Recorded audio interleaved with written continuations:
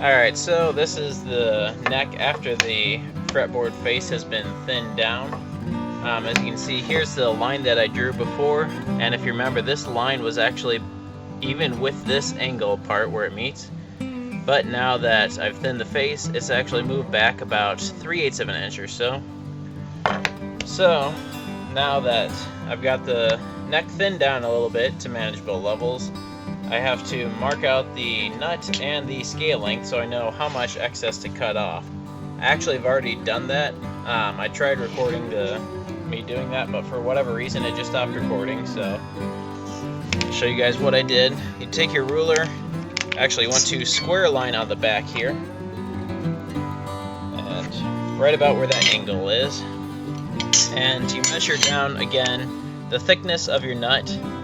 You can have it as thick as you want, 1/8 of an inch, 3/16, quarter. I wouldn't go much thinner than 1/8 of an inch. At that point it starts getting way too thin and brittle, and the strings might, if they have to narrow in to go through the nut, there's a good chance that just the pressure outward on such a thin material will just crack it and the strings will slip out of the nut and you need your nut replaced. So again, measuring down your nut thickness, I'm going with 1/4 of an inch. Make your mark and square it on that line.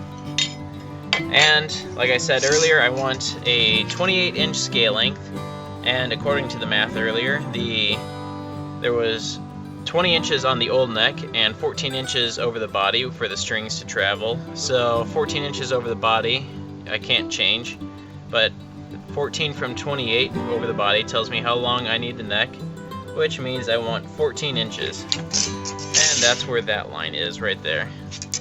So you can see, let me line it back up, right about at 14. Just a little shy, but my pencil's kind of dull, so it gives me a little leeway. Alright, there's a couple. Now this is the end of the neck. This is where the heel actually is going to be, the bottom of the heel. And this all is excess, and this is actually going to be glued onto the back of the neck for shaping it, for adding out to the heel, actually just making the heel itself. And what you want to do is you want to glue this face here to the back of the peg, back of the neck here. And you want to make sure that everything continues in the same direction.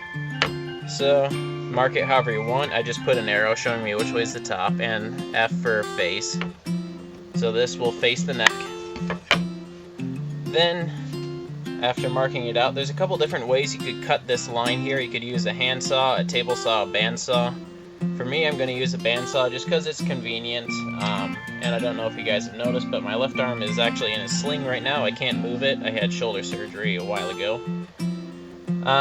So I'm going to go cut this on the bandsaw, and again, I don't have any way to show you guys, so I'll see you when I come back from that and get that done. Alright, so I got the block cut off here, as you can see. There's my markings for the face and which way's the top, and here's the neck. So, after I cut it out, I realized I made a bit of an accident. If you're watching this video and using it as any sort of tutorial, make sure you know what kind of neck joint you're actually using before you cut off the excess on the heel. I accidentally goofed a little bit. I'll show you what I mean on the old neck. If you look right here, this is a mortise and tenon neck, just because there is a little bit of the neck doesn't sit completely flush with the body, the fretboard doesn't. It hangs up a little bit, and that was a mortise and tenon bolt-on was the easiest I could think of. So if you look, this is the bottom of the heel. This is what I measured to for the 20, from this point to the nut. But what I forgot to include was actually the distance for the actual bolts to sit in the wood, inside the neck block, or inside the body. So I goofed a little bit, but there is a way around that I've found. And what that is you actually take your block here that you're going to glue on the face, and you mark off how much you want for the heel off the top here. Because remember, this was the top here, so this is where you want the first block to come from for the heel, and then you mark a line somewhere, and then this will be the next block. So I'm going to want, let's say, about 2 3/4 of an inch for actual carving of the heel for a rough heel block. But because I forgot the tenon or mortise, I don't know which one is which, but because I forgot that part, I'm actually going to include on the neck an extra inch. I get that number from measuring the previous one. It actually comes in just at 7/8 of an inch. So from the line that I drew for 2 3/4 inches, come down 7/8 of an inch actually, and make a mark there. Make sure to erase your old mark so you don't get confused. I know my metal ruler's clanging around and it's loud. Got it out of the way now. So what you want to do is you want to scribe a line across the block where you had the 2 3/4 inches. So this is all going to be above the heel. This is going to be the very bottom of the heel. And you want to actually scribe another line just below that at the 7/8 of an inch. So that way you have two lines here. What that's going to do for you is you can actually take that, the face of the heel, you're going to glue it onto the neck here. And you're going to leave only glue to the first line and leave the second line exposed.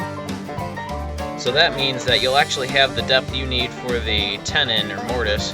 I think it's the tenon. You'll have the depth you need for that so that you can actually make that later when it comes time for it. Now if you mess up, again, if this were an instrument to sell, I would not do this. You'd want to make it right and start over on your neck. But again, because this is just for me, this option does work pretty well. So I'm going to cut this line here because, again, we're gluing on this part, and this is the tenon. And this here is just extra. There's not enough here to include another block for the heel, so I'm just going to cut that off and discard it. I'm just going to cut on the bandsaw real quick and be back when I'm done. Alright, so got the excess cut off the block, and I got the heel block that I'm actually going to glue on, ready to go. Excuse me. So now I want to say just a quick word. When you're cutting on the lines like this, it's best if you give yourself up to about 1 millimeter extra over the line, just so that way later, if you need it at all, you can come down to the line. Whereas if you cut on the line, if you accidentally mess up your hand, twist just a little bit, and you cut over the line, then your piece might be ruined. Trust me, I've learned that from experience the hard way. So, now what you want to do after you got that, remember you scribe the line, you only want to glue up to this line. We're going to glue the neck block. I'm actually going to smooth it out just a little bit. I'm going to put a mark up here so if I lose it all, this is my top. And this is the back here, just however you want to mark it. So I'm going to actually smooth this on a sander, and then it'll be ready for gluing up because you want it to lie smooth. And it's a little hard to see, but if I try and glue it on now, it actually rocks. And that's not good because that won't create a good glue joint and it could break free. So I'll go smooth that out and be back when I'm done with that. Alright, so got that smoothed out, and there's my marks. This is the top of the block and that's the back. I can just see my lines faintly here, so I'm gonna make those a little bit darker. Line up my square and scribe that line again. Now note on the heel block for the thickness that I gave it for 2 3/4 of an inch here. That's just personal taste, really. There's not much to it. You can go thinner if you want. I mean, you can go as thin as an inch, but at some point you start to make the heel too thin because you still have to carve this curve here. And if you make this thinner and thinner and thinner, you don't really have enough room to make that a smooth curve. And the more like 90 degrees it becomes, the less actual glue surface you have here between the neck and the heel. And the weaker it gets, eventually it could just crack right there, and the neck could tilt forward, and that would become an expensive repair. Possibly even replacing the neck would be better. So, my votes always leave it a little thicker and thin down later. I actually tend to overbuild things a lot, but I found just a little bit thicker, especially in the important areas, helps a lot. So anyway, that spiel out of the way. Again, you just want to line up the bottom line with the bottom of the neck heel there. And you're going to want to glue that there. So I'm just going to grab my bottle of glue. You can use whatever glue you want. I'd stay away from like the expanding glues, the foaming ones designed to fill every gap and hold tight or whatnot, just because if you squeeze them too tight, then the bubbles don't form in it, you don't get a good bond. If you leave it too loose, then bubbles form, and it actually leaves just big air pockets right in the middle of your glue joint. And that is actually quite a problem, because that's a lot weaker than just wood, like wood to glue to wood, thin contact. Alright, so you just squeeze out some glue, spread it around. I'm actually a little thin here. It's best with glue to go a little thin, then have to add a little bit more, then have way too much, and as it drips everywhere, try and scrape it all off and panic as it drips onto other projects and stuff. Just start thin and go a little thicker. Trust me, the glue's not going anywhere. Alright, so I'm just gonna line it up here using the actual table here as kind of a square, so I know where to glue it. Alright, so I got that glued. Now you just want to clamp the crap out of it. I mean, not literally. If you're clamping it so tight that brown stuff starts coming out over your wood, you got problems. Alright, so squeeze it tight. Now my piece does rock just a little bit, but the mahogany I'm using is kind of flexible, which I'm counting on as I glue it. It'll actually curve into the joint. It doesn't really benefit in any way, but because it's a little bit flexible, I know there's a little bit of forgiveness in the wood. Alright. So, you want to clamp it down tight. You should see a little bit of glue squeezing out of the joint. Not a whole lot. You don't want to force every drop out, because at that point, you're actually squeezing all of the glue out of the joint, and nothing's actually left in between the blocks to hold it tight. You just want, a good pressure, so it's all even, all smooth, and no blocks are separated at any point.